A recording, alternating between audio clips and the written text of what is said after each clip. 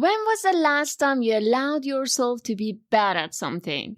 Not practicing secretly until you could look competent, but trying something unfamiliar, making mistakes, and allowing yourself to be seen as a beginner. Children and adults often approach learning very differently. You've seen that. A child draws something almost unrecognizable and proudly shows it to everyone. They mispronounce a word and try again.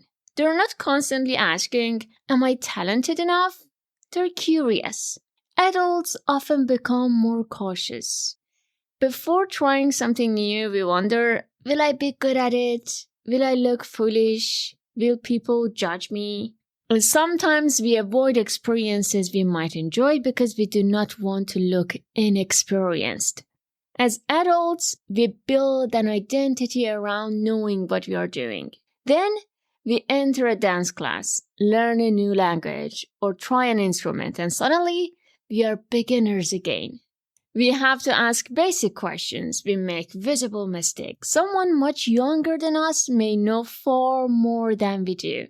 But maybe that discomfort is part of the value.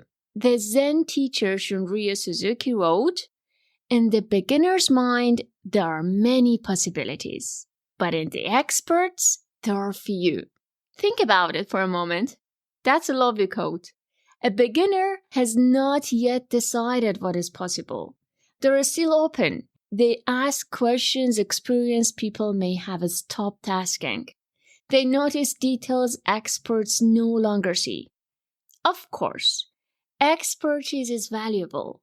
But as we grow older, maybe we also need opportunities to return to a beginner's mind. Because familiarity, while comfortable, can make life feel smaller.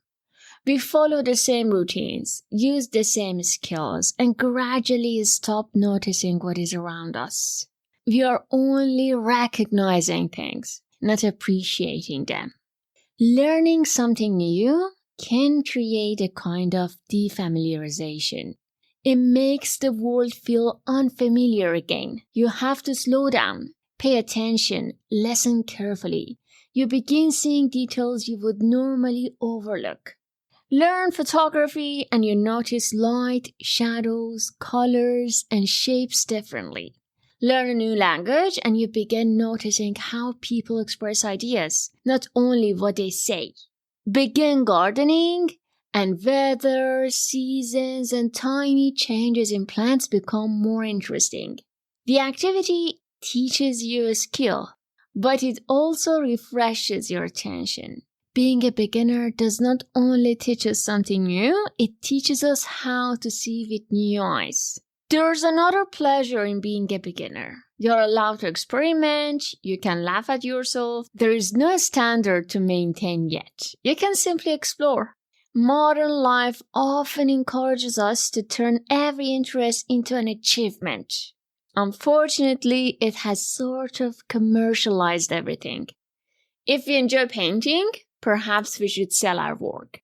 If we start writing, perhaps we should publish. If we learn a skill, perhaps it should improve our career. But not every interest needs to become productive. Some things can remain wonderfully unnecessary.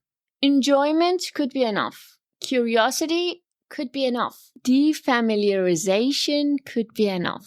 So, choose one thing you would like to try simply because it interests you. Give yourself permission to be completely new at it. And instead of asking, "Am I good at this?" ask, "What am I beginning to notice?" The point is not always mastery. Sometimes the point is to interrupt familiarity, the thing that can render you sort of numb, and remember that the world still contains surprises. Maybe being a beginner is not an embarrassing stage we should rush through. Maybe it is one of the few places where life still feels genuinely new. Thank you for being here today. Take care, have a beautiful week ahead of you, and I'll see you tomorrow.